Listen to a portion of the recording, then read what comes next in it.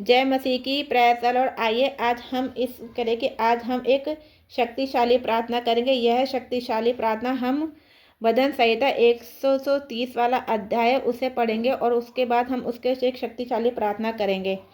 पहले हम अध्याय पढ़ते। दया के लिए प्रार्थना यात्रा का गीत। हे स्वर्ग में विराजमान, मैं अपनी आंखें तेरी ओर लगाता हूँ।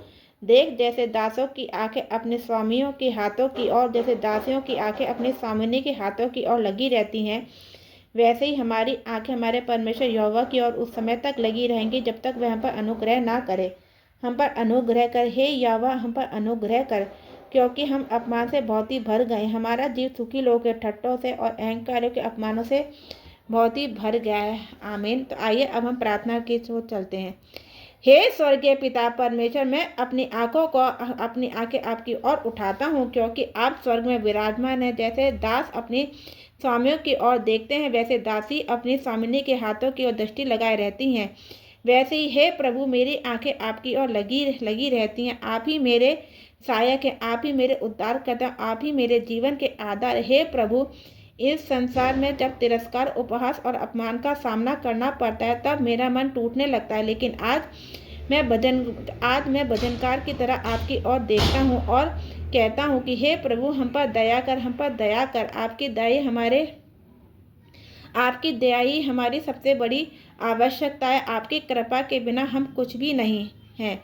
हे दयालु परमेश्वर, जब लोग हमें नीचा दिखाते हैं तब हमारे प्रयास असफल होते प्रतीत होते हैं। जब हमारे विश्वास का मजाक उड़ाया जाता है तब हमारे हृदय में निराशा भर जाती है। परंतु आज मैं विश्वास के साथ प्रार्थना करती हूँ कि आप मेरी ढाल बने, मेरी महिमा बने और मेरा सिर ऊंचा उठाने वाले बने। प्रभु, आपने देखा कि हमारा मन तिरस्कार से भर गया है, हमारा हृदय घमंडियों के उपहास से दुखी हुआ है, परंतु हम बदलना नहीं चाहते। हम आपकी दया चाहते हैं। हमें नम्रता का आत्मा दीजिए, हमें धैर्य दीजिए और हमें यह सामर्थ्य दीजिए कि हम बुराई के बदले भलाई करें। हे स्वर्गीय राजा, जैसे सेवक अपनी स्वामी के संकेत की प्रतीक्षा करता है, वैसे ही हम आपके उत्तर की प्रतीक्षा करते हैं। हमें दिखाइए कि हम जल्दबाजी ना करें, परंतु आपके समय पर भरोसा रखें। हमें अपनी योजना पर विश्वास करना सिखाइए। जब तक आपकी दया हम पर ना हो तब तक हमें स्थिर और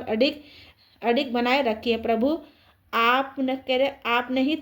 प्रभु, आपने भी तिरस्कार से, अपमान सहा और क्रूस पर सब कुछ सहन किया, इसलिए आप हमारे दर्द को समझते हैं। आज हम अपने सारे बोझ आपके चरणों में रखते हैं। हमारे आंसू को पहुँच दीजिए, हमारे घावों को भर दीजिए, हमारे टूटे हुए आत्मविश्वास को फिर से जीवित कीजिए। हे पवित्र आत्मा, हमें भीतर से सामर्थ्य दीजिए। जब संसार हमें ठुकराए तब हमें यह स्मरण दिलाए कि हम परमेश्वर की संतान है। जब लोग हमारा अपमान करें तब हमें याद दिलाइए कि हमारा सम्मान स्वर्ग से आता है। हम थक गए हैं, कि जब हम थक जाएं तब हमें नई शक्ति प्रदान कीजिए। प्रभु, हमें अपनी दया का अनुभव कराइए। हमारे घरों को, हमारे परिवारों पर, हमारे काम पर और हमारे सेवकाई जीवन पर अपनी कृपा बरसाइए। जो दरवाजे बंद हैं उन्हें खोल दीजिए, जो रास्ते रुके हुए उन्हें सीधा कर दीजिए, जो अपमान हमने सहा उसे आशीष में बदल दीजिए। हमें ऐसा हृदय दीजिए जो हमेशा आपकी ओर देखता रहे। हमारी आंखें संसार की बातों पर नहीं परंतु आपकी महिमा पर टिकी रहें। हमें विश्वास में दृढ़ कीजिए, प्रार्थना में स्थिर कीजिए और आपकी दया से आश्वस्त कीजिए। हे प्रभु, हम आपकी प्रतीक्षा करते हैं, हमें निराश मत होने दीजिए। आपकी दया हमारे लिए ढाल बने, आपकी करुणा हमारा वस्त्र बने और आपका प्रेम हमारी पहचान बने। हम यह सामर्थ्य और विश्वास से भरी प्रार्थना प्रभु यीशु मसीह के नाम में मांगते हैं। आमीन।